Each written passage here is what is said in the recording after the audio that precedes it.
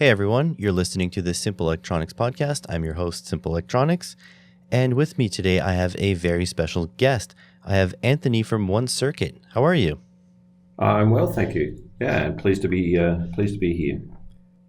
Well, I'm really happy to have you, and thanks for reaching out on Twitter for this. Yes, well, I couldn't resist the chance of following up on Big Clive. That's a that's a heck of a headline opener, that one. Yeah, I'm really proud of that one. I'm happy he made some time. But I mean, let's not sell you short. Can you tell us a little bit about yourself so that the listeners will want to go subscribe to you? Sure. So, I'm an educator. So I've been teaching now for 3 decades. Prior to that, I worked in the federal public service here in intellectual property, and prior to that, I was in industry. So that's my work history. I have been programming computers of one form or another since 1978-ish. I think it was an Apple IIc way back when in BASIC. And then I'd probably say that most of my work has been in programming. And I got up to doing assembler code in the 1990s, early 1990s on an Amiga 500. And then as the computers got more powerful, I tended to then use more languages like Java and Python. But then along comes the Arduino, and space is at a premium, and I've got back into coding, and coding in Arduino is no fun unless it does something. So that's how the electronics followed after that. Yeah, coding is still, that's my Achilles heel, basically, because coding and we don't get along. Like, I'm trying my best, but most of my projects end up just mashing libraries together and examples for it to work. So I really have a lot of respect for people who program and program well. So that would be you, I'm guessing. Well, I still use, if the library is available, I'd still do that. But I think when space becomes a premium, so I've been definitely concentrating on things like the ATTINY 13, which is 1K. So it becomes pretty important to save space. And I just draw down on some of my early experiences with the Amiga, where I was changing their standard code, which would be to copy files, for instance. Most of their sort of code was around 4 kilobytes because they had standard headers and all that sort of stuff. I just did them all in assembler to save space on the hard drive, was the original goal. But learned a lot about assembler on the way, and now that the microcontrollers are available, I'm going back to that sort of time when space was a premium. But if it's not, I will lean on the libraries as well. Can you tell us the genesis of the name One Circuit? Because I actually just recently found out what you mean by that. So can you explain that? Yeah. Well, it's poor research is what you'd call it, I suppose, because when I started, I thought I want to set an aim, because it's important for me to have some benchmarks along the way. So my aim was to produce one interesting circuit per week. I'd been buying components online for a while, and they were sitting around in these big buckets, which they still do.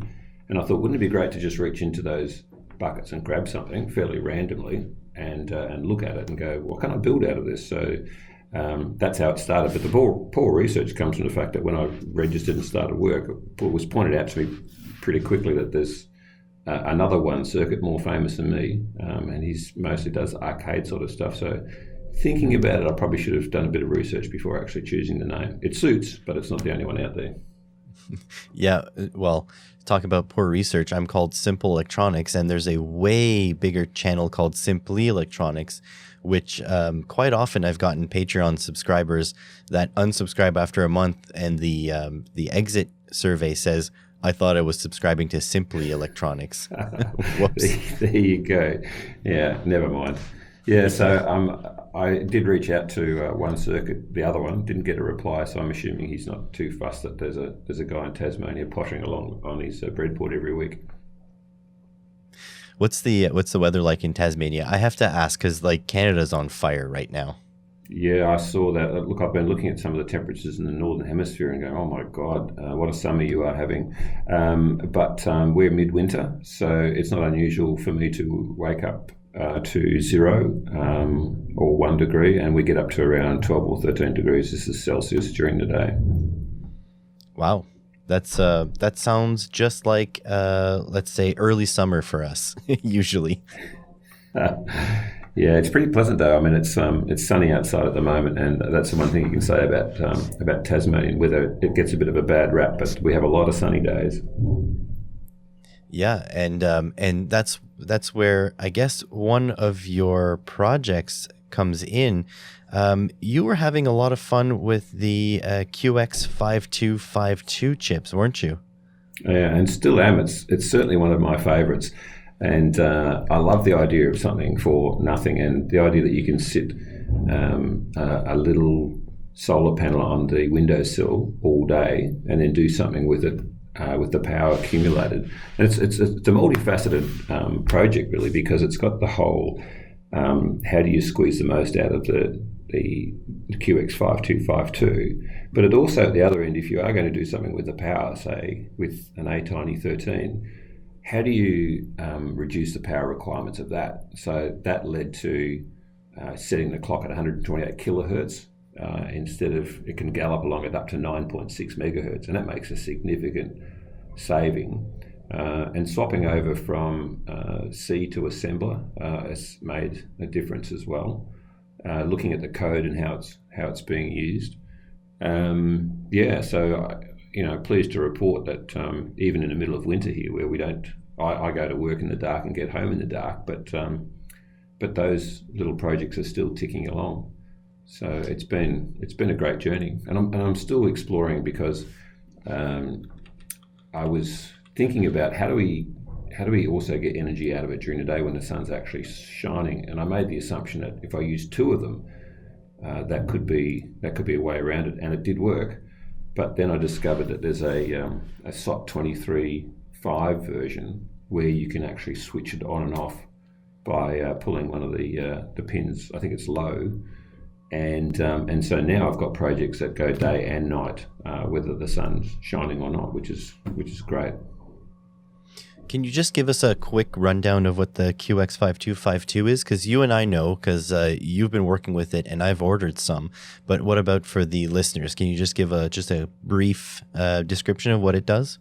Sure. So it was a bit serendipitous that I discovered it. I just pulled apart one of these cheap solar lights that you can buy anywhere, and inside sometimes it's a blob, but this particular one had QX5252 written on it. So then it was a matter of trying to find, could I buy that chip by itself as is, and you can, and then finding a data sheet that made sense was the interesting one. So the idea is that it's got an input from the solar panel as well as from a battery, and I use a single AA nickel metal hydride battery.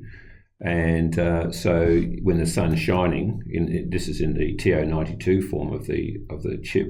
When the sun's shining, it puts energy through to the battery and shuts off the output. But when the solar panel detects that there's the light has dropped away, it switches over to output mode, and in its original form, it'll just put out a wave form via a couple of components. You need an inductor, and the size of the inductor determines the strength of the current. And then you can in its original form, it just goes straight to an LED, and because it's oscillating so quickly, I think it's 140 odd kilohertz. The human eye will just pick it up as a steady light. But what I was interested in is could you make that voltage stable such that you could run a microcontroller? And I did a lot of hunting around online and a lot of experimenting, and eventually came up with a setup that allows me to draw what voltage I want through a Zener. That's usually around anywhere between the 3.3 volts to the 5 volt mark. And again, when it comes down to squeezing power, if you can run the ATTINY 13 at 3 volts, that's fine. So you put the Zener to clamp the voltage, and there's a couple of diodes there which give you a more stable waveform coming out. And I was probably more surprised than anyone else that not only does it work, but it actually works pretty well. Yeah, so just to clarify, in case I've got this wrong, but you're basically using one of the little circuits that they use to charge nickel metal hydride batteries in those little solar garden lights, you're harvesting that kind of whole circuitry with some modifications in order to run a microcontroller. You're basically charging a capacitor to run a microcontroller, right? Yeah, correct. And to run at night and day. So that's the amazing thing. So I've got some projects that have been running for months now, and of course it's just blinking lights because we all love that. But it's proof of concept that that you can run these little microcontrollers, which don't require an awful lot of energy in the right configuration, from this fairly anemic solar cell, this amazing chip, and a single battery. I wonder if it would be possible to, because these chips are actually extremely cheap, and so are the inductors, because it's mostly the chip, the inductor, and a couple diodes you need, and a couple of caps, I think, to make it work. I wonder if it'd be possible to parallel, I don't know, 40 of these things and charge like a 12-volt battery, like a car battery up. I think that'd be pretty interesting. You're talking about minuscule amounts of current, so that would be. I certainly have thought about the idea of scaling up, though. Yes, I guess that's something for the future. From memory, the actual specification of the QX5252, it starts to run out at about, I think it's around 2.5 volts input or something like that. I'd have to check the data sheet again, but having a big solar panel attached to it, it just fries it. So I have tried that before reading the data sheet, which is often the way I do my projects. Yeah, I think there is some scalability possible. How that's going to unfold over the next year or so, I'm not real sure. Yeah, I mean, either way, just messing around with these things, because they're so inexpensive, I mean, that's just the fantastic way to do it, right? You're just, who cares if you burn a couple of these out? I mean, it's all in the name of science at this point.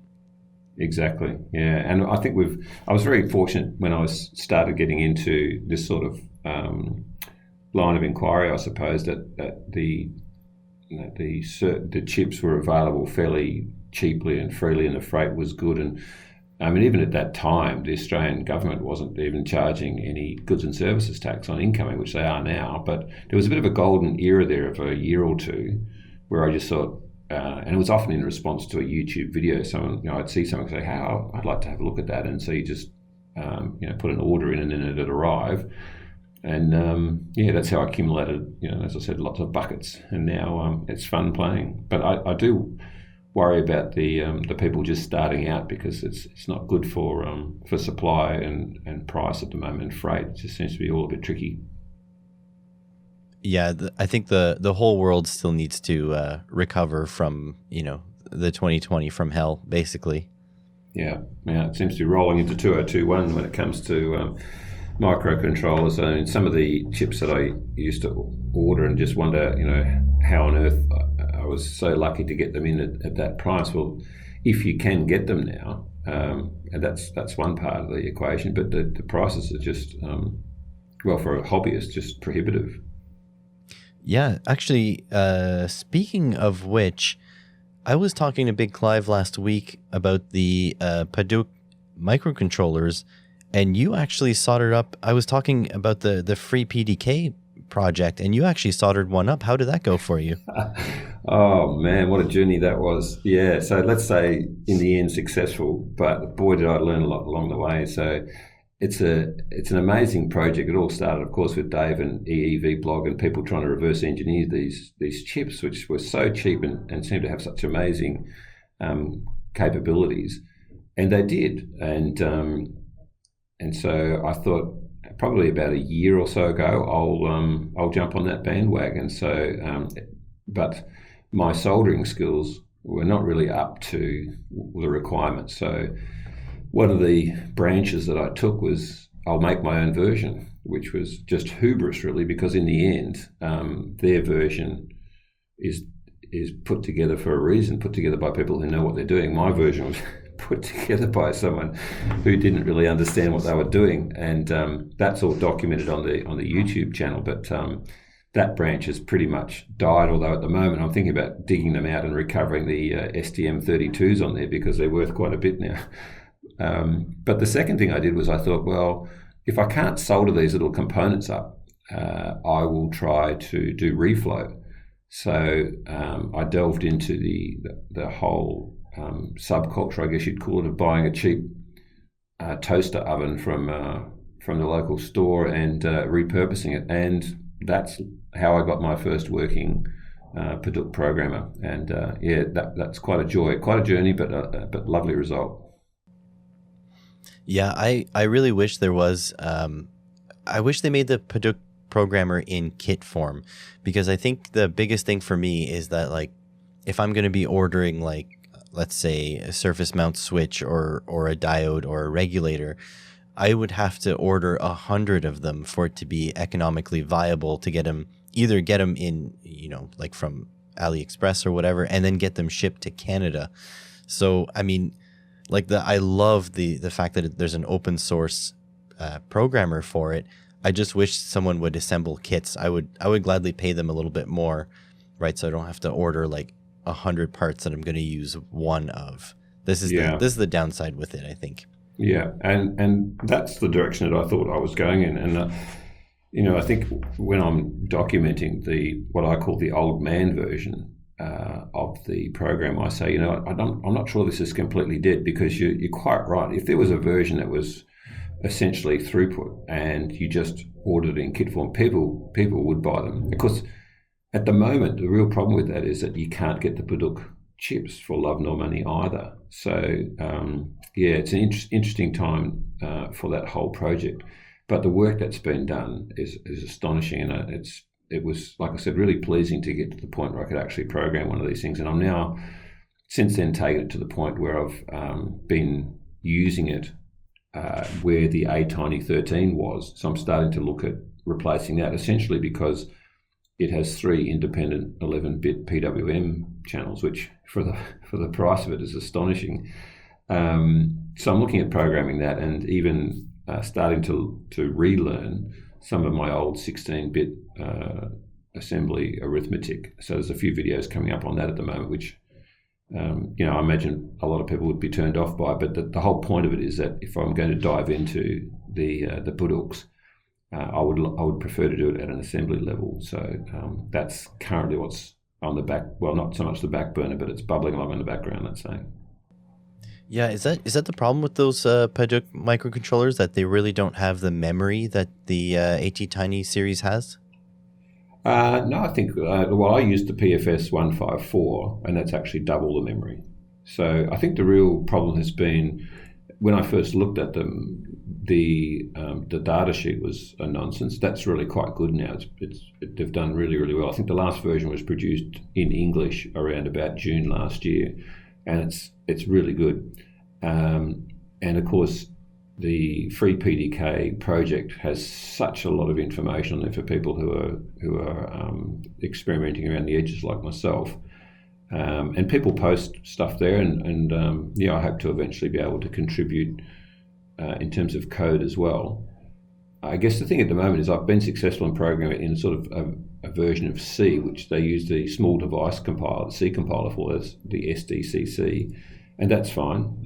But I think I was saying earlier about the ATTINY 13, one of the challenges is the size of the memory, and so I pretty early switched to assembly, and I'm hoping to take the same route with the PFS 154. And when I first started looking at it, they were something like, I can't remember, it was something like $20 to get 500 of them. So I thought, hey, that'd be nice. Well, you just can't get them now. So I've got a big pile of them, and I'll have to do something with them. Oh yeah, for sure. How about people like me? So I'm in my early to mid 30s, and I've started with Arduino, and I think a lot of people today have also started with Arduino. What kind of advice do you have for people like me that want to dip their toes into assembly? Like, where do we go? Where do we start? What do we do? Yeah, I mean, there's some great resources. There's a guy called Gerhard Schmidt in Germany, and he's got an amazing site, including freely downloadable software called AVR Sim, which is multi-platform. And you can program in assembly using either his resources or other resources that you can find on the internet. For instance, sites like forums like the AVR Freaks forum. There's lots of code available through that, and you can run it on GERD's simulator and see what it does. And I've got a few videos on my channel which I do exactly that, and a few more coming up. And then when you're finally confident that it's doing what you want it to do, then obviously swap the chip in, and away you go. When I first started, I thought, how can I do this methodically and document what I'm doing? So I actually went to the first opcode and put it in and saw what it did on the simulator, and then I wrote something about it, and it turned into a sort of a booklet, I guess, of every single assembly code for the ATTINY 13. And for me, that was a way of really getting my head around what each individual one did before I started saying, okay, now I can combine these in some meaningful way. Interesting. So you mean like people like me don't even have to like have the chip in hand? We can just use the AVR Sim and then go to town then? Yeah, and I would certainly recommend that, because when you're trying to figure out what something does in terms of moving data around the registers, and the different types of registers and how they're used. And the ATTINY 13, for instance, doesn't have any hardware multiplication, so to work out how to do that in software, you wouldn't really need a chip. A chip would just be sitting there doing whatever inside. It's inscrutable, you don't know. But when you are looking at the simulator, you can see exactly what's happening. I love doing that. I just wonder about the people watching my videos, whether they're using it to get to sleep at night or not, because it's I imagine it could be quite dry, but I just love the idea of getting right under the hood of these chips and moving stuff around and seeing what happens.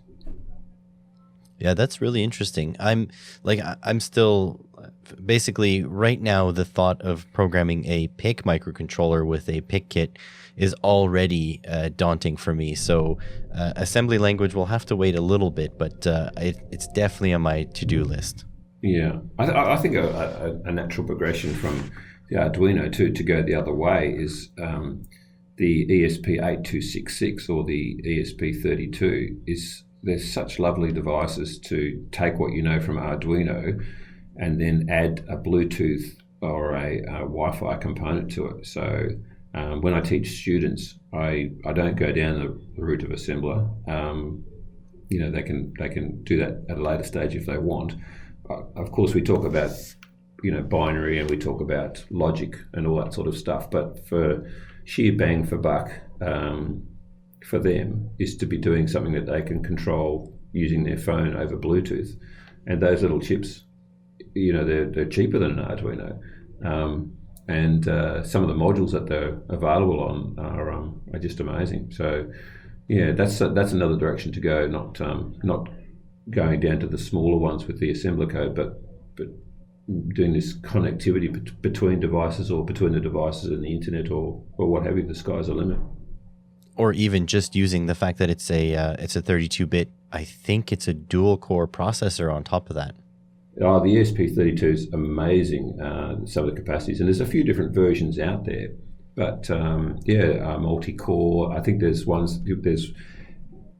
a smaller chip in there which can sort of monitor the others. So you can have it into a really, really deep sleep, just ticking over and then waking up to do stuff. So that's a sort of a candidate, I think, eventually for pairing up with the QX5252.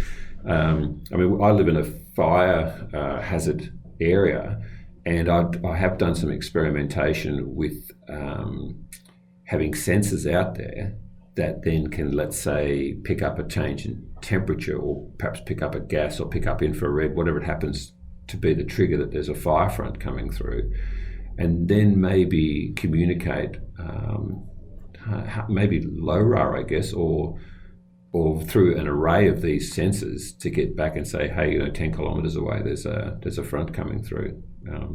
So I like the idea of something that's sitting out there doing basically nothing most of the time, but then wakes up and does what you want it to do at the appropriate time. Yeah, that would be something. Listen, I know you are short on time, and there is a question I ask every single one of my guests. So do you mind if I hit you with that one? Go for it. So the question goes, you have a government grant to start the business of your dreams. It does not have to provide a service. It does not have to be profitable, but it does have to provide either a service or a product. What kind of business would you start? Yeah, that is a good question. I've always liked the idea of a travelling educator. So schools typically don't have the capacity and perhaps quite the budget sometimes to dive into areas like electronics and coding. But imagine travelling around in a truck which opens up. I mean, I know that there are businesses that run like this for things like libraries and so forth. So you go to remote areas, or you go to schools that don't have access to the funding or the teaching capacity, and you run taster events that then lead the students to perhaps go a bit further. I mean, I'm from a country town in the middle of nowhere, and we had an Apple IIc computer back in 1978 that was sitting in the cleaner's cupboard, and I used to go there on the weekend and beg my way in via the cleaner that looked after the place on the weekend. I don't know what you'd call it, but someone who's sort of like keeps an eye on security and so forth. But I used to get let in and sit in this little room and try and nut this thing out by myself. But what a difference it would have made if someone had come along with the right equipment and the right knowledge to spark that journey. Because I think if we can throw the net really wide, that could have quite an impact. Yeah, and that's really respectable. I think, if you think about it, that's sort of what we're doing with our YouTube channels these days, because it's the exposure, right? I mean, we have our regular viewers probably. Well, I do. I don't. You probably do too. But it's when you get the new subscribers that tell you, like for example, I had one recently. He said, I'm 56 years old and I felt like learning electronics. I found your channel and now I'm going to learn them. So it's, it's just proof that you just need to expose people to stuff and then they will learn stuff, right? Yeah, absolutely. There's quite a reach. I think kids are slightly different in that they do watch a lot of YouTube, but they're experiential. So they need to see, okay, so I can code this, but then to see a little robot move or a light blink or sound. I've done lots of little projects with kids, and it's having it in their hand which really makes a big difference. And of course, they don't have that equipment, and they don't, as I said, have the knowledge in those institutes to take that any further. So I think that's one possibility. I know that they do it with travelling science shows and travelling math shows and travelling literacy, but I've not seen an awful lot. They're starting to ramp up what they call in this country STEM, which is science, technology, engineering and maths, but it's not quite what I'm envisaging here. This is a little bit more nerdier, I guess, a little bit more focused on the coding and the product at the end, something useful that does something. Yeah, I wish, when in high school, I learned coding through Visual Basic. I really wish it was more of like a C-type language that I would have learned, because I probably would be more useful now than Visual Basic was then. Yeah, finding a language that's both useful and also good for teaching is difficult. So back in the 80s and into the 90s, it was Pascal, which was beautiful for that purpose. We switched over to Java, and it got a little bit murky there for a while, and then Python arrived, and that's a beautiful language, I think, for kids to learn. So they start off with Scratch normally at the junior level, but we try and graduate them through to something like Python by the time they get to the high school. And with Python, you can do all sorts of things. Like my wife was just picking it up recently, and there's literally libraries and modules for everything. Like, it's amazing. Yes, and one thing which I haven't really dipped a toe into yet, but I want to, is MicroPython. So the idea that you can run Python-like code on a microcontroller. So I'm very keen to explore that at some stage. I don't think my like the ideas from the buckets will dry up in a hurry. So that might be some time down the track, but that'd be really interesting, I think. Yeah, I'm lucky. So, Sion, the unexpected maker, sent me a tiny Pico, and I also bought from my Adafruit interview with oh geez, what's his name now? I'm terrible with names. Scott Shawcroft. There we go. I bought a Playground Adafruit Playground Express, something like that. So I will be trying both those, micro and Circuit Python, the two sides of the same coin. But again, it's the learning part. It's a bit daunting either way. Yes, and I'm also mindful that for me anyway, I need to go down a long way down the pathway so that I don't end up having a bit of a scattergun approach to a lot of different things. I try and keep myself limited to 2 or 3 things on the go and try for the deep dive. So I also have one of Sion's devices, and it's been sitting on my desk staring at me for a while now. But I'm reluctant in a way to go down that path because I know it would then detract from some of the other things that I'm trying to achieve. Yeah, I'm not worried about any of that because nothing that I'm achieving is all that great after all. It's just all scatterbrain stuff. I'm sure that's not true, Ted. I'm sure that's not true. You don't watch my channel, do you? I do. Yeah, I watch. I mean, that's the thing too. Like you were quite right in how important it is to have a range of voices of people out there who are passionate. It's just such a joy to come home and to have all the notifications of all my favourites there. And yeah, it's great. And some of the like we were talking about Big Clive before, and there's great Scott and Julian in the UK. There's so many people that have inspired me over the last few years, and I just think it's a wonderful community.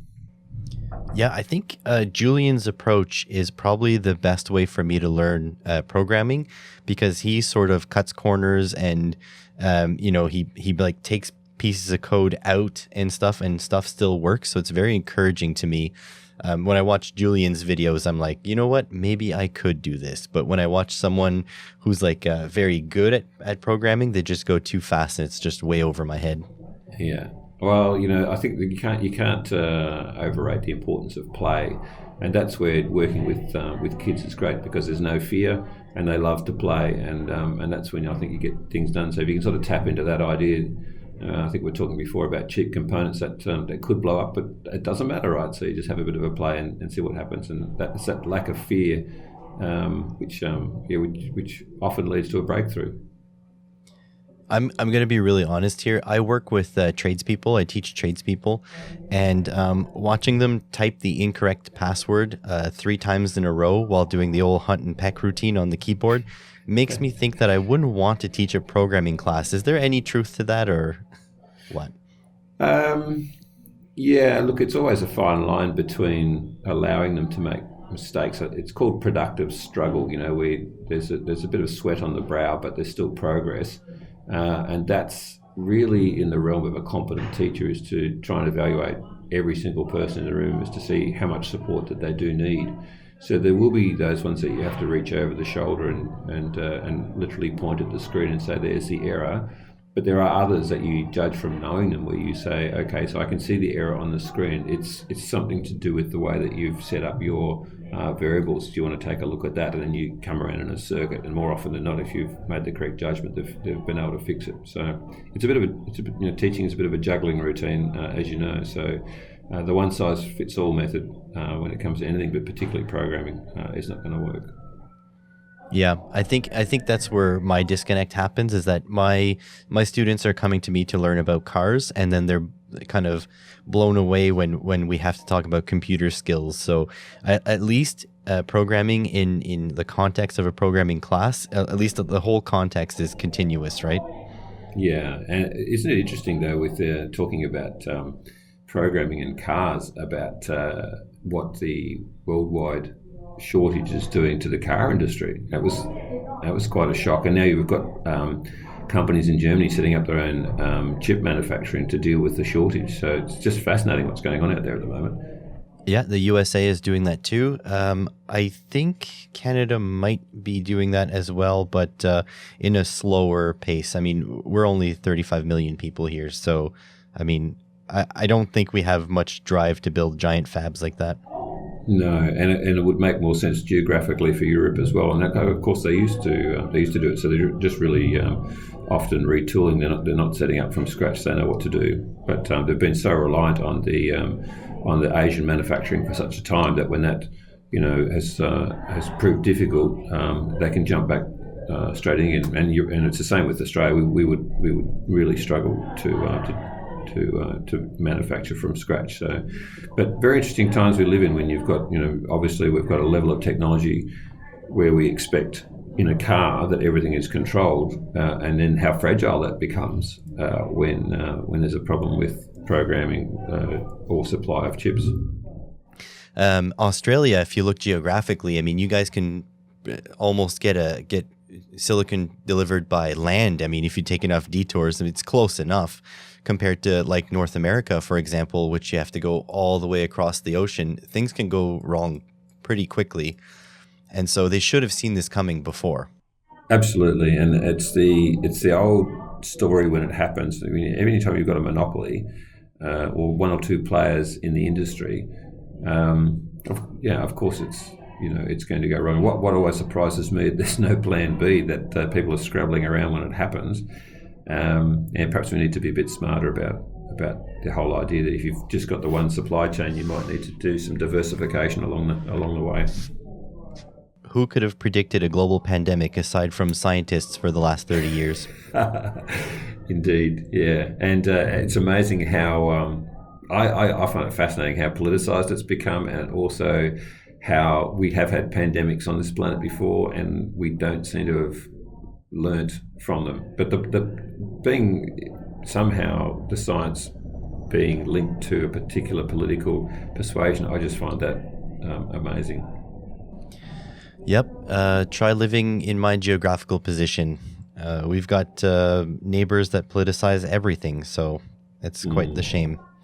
Yes, it is. Never mind. We'll just keep trying to get the word out as best we can via YouTube and blogging and whatever else. And I guess people then at least they've got the information. I think it might come down to perhaps sometimes too much information and perhaps not the right sort of filters to be able to deal with that influx. Yep, and thankfully I'm not a scientist. I just blink LEDs on a YouTube channel, so I don't have to worry about it too much. And what fun that is. Yeah. Any closing thoughts? No, I just thank you for the time. It's really nice to chat with a like-minded educator, so really appreciated that, and no doubt our paths will cross again. Yeah, here's hoping. And for those of you listening, I need you to go over to One Circuit's YouTube channel and hit that subscribe button. Leave him a comment. Let him know that you lasted all the way to the end of this interview, because that is always the best type of people. It's probably about 15% of you make it all the way to the end. So I need you guys to go hit subscribe, and I'll put all the links that we talked about in the description below. Thanks again, you guys, for listening. Thanks, Dan. Bye.